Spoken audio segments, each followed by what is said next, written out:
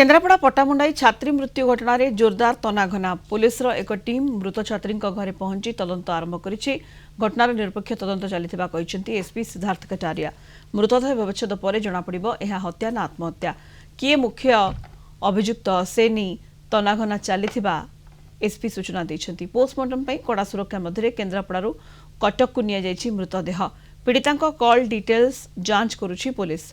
शेष थर पई से कहा सहित कथा होइथिले, फोन रे छात्री जनक कौन कथा होइथिले से सबुर तनाघना चलाइछि पुलिस। अभियोग अनुसार घरे केही नथिबा बेले निज उपरे किरोसिन ढाली आत्महत्या करथिले। छात्रींक सह ब्रेकअप होई सारिथिबा जने युवक तांक अश्लील फोटो छाड़ी बारंबार ब्लैकमेल करुथिला बोली अभियोग होइछि। सेबडे पट्टामुंडाई ग्रामांचल थाना पुलिस एसआई शैलेन्द्र नारायण पल्ली को बदली करिछि। एसआई को जिला पुलिस मुख्यालय को बदली करिसेंती केन्द्रापड़ा एसपी। घटनार निरपेक्ष तदंत पई बदली करा जायछि।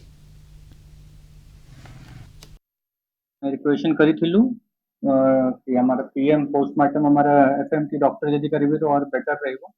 केन्द्रापड़ा डीएचएस रे एफएमटी डॉक्टर नाहंती, सेति पय हमें एससीबी कटक को हमें शिफ्ट करिथिलु for team of doctors with videography and FMT doctor postmortem करिवो सो दैट इंक्वायरी रे भलो भाव से पीएम रिपोर्ट आसीबो और हमें जाना पड़िबो कि कौन एक्चुअली हेछि।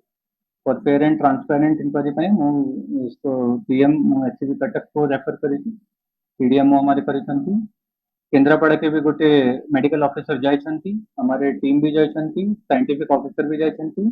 सेठी एफएमटी डॉक्टर भी रहिबे, टीम ऑफ डॉक्टर्स रहिबे और वीडियोग्राफी हेते।